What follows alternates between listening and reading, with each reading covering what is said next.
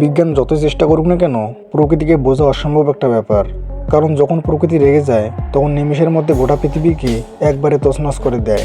আবার যখন প্রকৃতি প্রসন্ন হয় তখন এমন কিছু বিস্ময়কর ব্যাপার ঘটায় যার কারণ খুঁজে বের করতে বিজ্ঞানীদের বছরের পর বছর সময় লেগে যায়। বন্ধুরা, আজকের ভিডিওতে আমি আপনাদের এরকমই ক্যামেরাবন্দি কিছু মনোমুগ্ধকর প্রাকৃতিক দৃশ্যের পাশাপাশি কিছু হারহীন করার ঘটনাও দেখাতে চলেছি। তাই ভিডিওটি সম্পূর্ণ দেখার অনুরোধ রইল।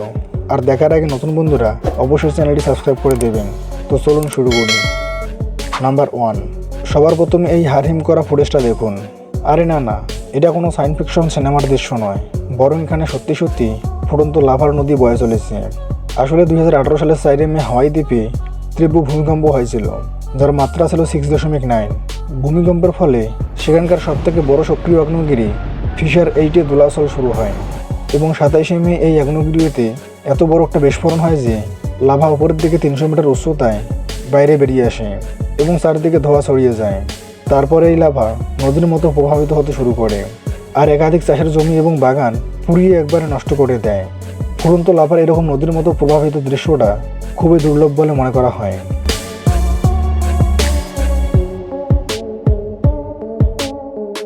নাম্বার 2, বন্ধুরা, এবার এই মর্মস্পর্শী দৃশ্যটা দেখুন, যেখানে স্পেনের জিব্রাল্টার পাহাড়ে অপূর্ব সুন্দর মেঘ তৈরি হতে দেখা যাচ্ছে এবং তারপর সেই মেঘ পাহাড়ের উপর দিয়ে প্রবাহিত হয়ে সামনের দিকে এগিয়ে যাচ্ছে।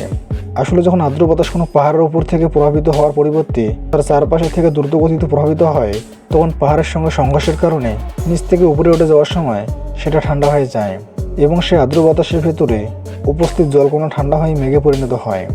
এটা তো আপনারা জানেন যে বাতাস ক্রমাগত একই দিকে প্রভাবিত হয়, এই জন্য মেঘ তৈরি হতে থাকে এবং পাহাড়ের সঙ্গে ধাক্কা খাওয়ার কারণে সেই মেঘ উপরে ভাসতে থাকে।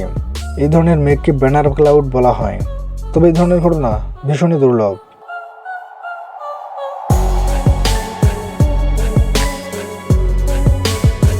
নাম্বার 3, এবার এই অপূর্ব দৃশ্যটা দেখুন, যেখানে আপনারা আকাশের ছায়া এমনভাবে মাটিতে রিফ্লেক্ট হতে দেখবেন যেটা দেখে মনে হবে যেন কেউ মাটিতে একটা বিশাল বড় কাঁচ বিছিয়ে রেখেছে, যার ফলে দূর দূরান্ত পর্যন্ত মাটি এবং আকাশের মধ্যে পার্থক্য করতে পারবেন না। স্কাই মিরর নামে পরিচিত এই জায়গায় কয়েক লক্ষ বছর আগে একটা বিশাল বড় জলাশয় ছিল। সময়ের সঙ্গে সঙ্গে সেই জলাশয় শুকিয়ে গেলেও সেখানে 4000 স্কোয়ার মাইল বিস্তৃত এলাকা জুড়ে লবণের স্তর থেকে যায়। এই জন্য একে সল্ট ডিজার্টও বলা হয়। বর্ষাকালে যখন লবণের এই স্তরের উপর হালকা জলের স্তর তৈরি হয়, তখন এটা ফ্ল্যাট রিফ্লেকটিভ হয়ে সারফেসের কাজ করে, যার ফলে এরকম আয়নার মতো ইফেক্ট তৈরি হয় এবং দূর দূরান্ত পর্যন্ত আকাশ ও মাটি মিলেমিশে একাকার হয়ে যায়। প্রতি বছর বর্ষাকালে এখানে অনেক পর্যটক প্রকৃতির এই অপরূপ দৃশ্য দেখতে আসেন।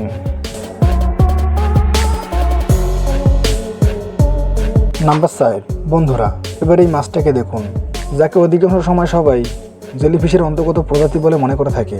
তবে মাছের এই প্রজাতির নাম হলো স্লাব, যাদের শরীর ট্রান্সপারেন্ট হয়। মনোযোগ দিয়ে না দেখলে জলের মধ্যে এদের খুঁজে বের করা মুশকিল একটা কাজ, কারণ জলের ভেতরে শুধুমাত্র তাদের সোয়াল, শিরদার হাড় ইত্যাদি দেখা যায়। সেটা একদম ঝাপসা। আপনারা জানলে অবাক হবেন যে এর এত দ্রুত বৃদ্ধি পায় যে জন্মানোর 48 ঘন্টার মধ্যেই পরিণত হয়ে যায়। এরা প্রত্যেক ঘন্টায় 10% দীর্ঘ হতে পারে। এই মাছ কখনো থামে না, সবসময় সাঁতার করতে থাকে এবং জলের ভেতরে থাকা গাছপালা খেয়ে জীবন ধারণ করে থাকে।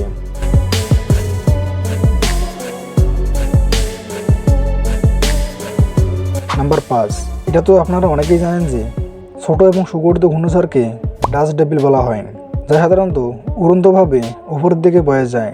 এদের রোটেশন বা ঘূর্ণন যথেষ্ট বেশি থাকে। তবে ধুলো ছাড়াও অন্যান্য উপাদান যেমন ছাই, বরফ এবং আগুন এই ডাস্ট ডেভিলে ঘুরতে দেখা গেছে। তবে স্ক্রিনে আপনারা যে দুর্লভ ফুটেজটা দেখছেন, সেখানে ডাস্ট ডেভিল জলে ঘুরছে। সত্যি যখন এই ধুলের মেঘ জলের মধ্যে ঘুরতে থাকে, তখন সেই দৃশ্যটা দেখলে মনে হয় যেন কোনো অদৃশ্য ভূত জলের মধ্যে লাফালাফি করছে। কি ঠিক বললাম তো?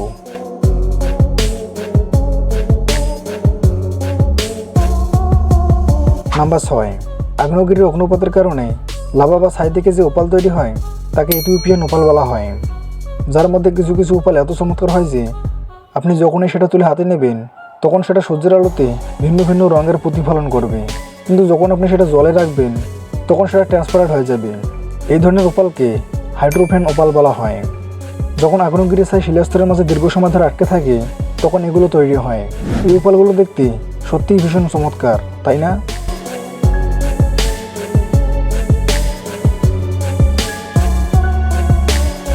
নাম্বার 7, বন্ধুরা এবার এই বিস্ময়কর ফুটেজটা দেখুন। এই সুন্দর এবং একই সঙ্গে ভয়ঙ্কর ঘটনাকে আইস সেল বলা হয়। এটা তখন ঘটে যখন বরফময় এলাকায় সমুদ্রের ধারে উপস্থিত হিমবাহের স্তূপ ভেঙে জলে পড়ে যায়। তারপর সেই জল বরফকে ভাসিয়ে সামনের দিকে এগিয়ে নিয়ে যায়। তাহলে দেখলেন তো বন্ধুরা, কিভাবে প্রকৃতির মধ্যে তৈরি হওয়া বরফকে জলের সাহায্যে বাইরে পাঠিয়ে দিচ্ছে।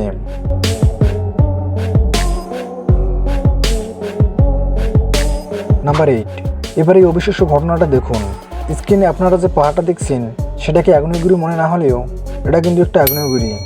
আর এটা এতটাই ভয়ঙ্কর আগ্নেয়গিরি যে আপনি যদি এর সামনে আপনার গাড়ি রেখে দেন তাহলে এই আগুনের তাপে সেই গাড়িটা সম্পূর্ণ গলে যাবে।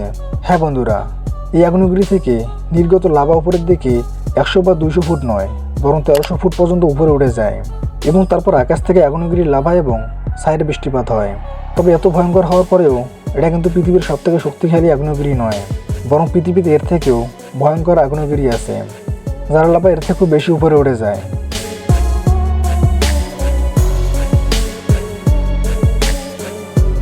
নাম্বার 9, আপনাদের মধ্যে অনেকেই হয়তো মাশরুম দেখেছেন। কিছু কিছু মাশরুম বড় হয়, কিছু কিছু ছোট হয়, কিছু মাশরুম সাদা হয়, আবার কিছু কিছু মাশরুম রঙিন হয়। কিন্তু আপনারা কি কখনো এই ধরনের মাশরুম দেখেছেন যেটা বাল্বের মতো জ্বলজ্বল করে? না দেখলে এই ব্লু এবং গ্রিন মাশরুমগুলোকে দেখুন, যেগুলো অন্ধকার হলেই জ্বলজ্বল করে ওঠে। আসলে এগুলো হলো বায়োলুমিনেসেন্ট মাশরুম, আর এগুলো তখনই জ্বলজ্বল করে ওঠে যখন এর ভেতরে উপস্থিত এনজাইম এবং লুপিফারেস নামক কেমিক্যাল রিয়াকশন হয়। বিশেষজ্ঞরা এই ঘটনাকে ফক্সফায়ার নাম দিয়েছেন।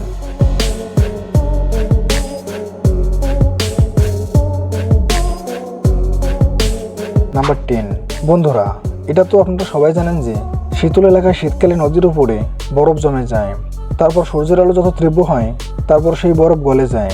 বন্ধুরা আজকে আমি আপনাদের এই বরফের সঙ্গে সম্পর্কিত একটা ইন্টারেস্টিং প্রাকৃতিক ঘটনার কথা জানাবো। এখন আপনারা স্ক্রিন নদীর উপরে ভাসমান বরফের যে সার্কেলটা দেখতে পাচ্ছেন তার ব্যাস 82 ফুট। এই সম্পূর্ণ গোলাকার কোনো মানুষ নয়, বরং প্রকৃতি নিজেই সৃষ্টি করেছে। সত্যি এই ধরনের বিস্ময়কর ঘটনা ভাগ্যবানদের চোখেই পড়ে।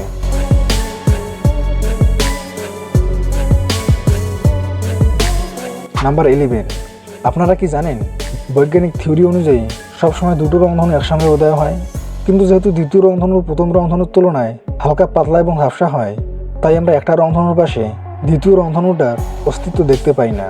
তবে কখনো কখনো প্রথম রংধনুতে সূর্যের আলো এত প্রখর হয়ে পড়ে যে যার কারণে আমরা প্রথম রংধনুকের সঙ্গে হালকা রঙের দ্বিতীয় রংধনুকেও দেখতে পাই। এই দৃশ্যটা এতটাই সুন্দর হয় যে আপনাদের মনে হবে যেন আপনারা স্বর্গে আছেন, যদিও এই ধরনের ঘটনা লক্ষে একবার ঘটে।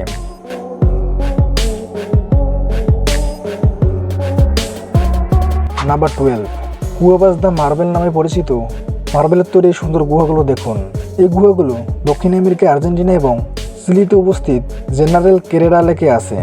জলাশয়ের উপরে তৈরি হওয়া এই মার্বেলের গুহাগুলো হাজার হাজার বছর ধরে মানুষের চোখের আড়ালেই ছিল, কিন্তু তারপর 20 শতকে চিলির একটা ছোট গ্রামে বসবাসকারী একটা পরিবার প্রথম এই গুহাগুলো আবিষ্কার করে, আর বর্তমানে এই গুহাগুলো আমেরিকার অন্যতম জনপ্রিয় পর্যটন কেন্দ্রে পরিণত হয়েছে।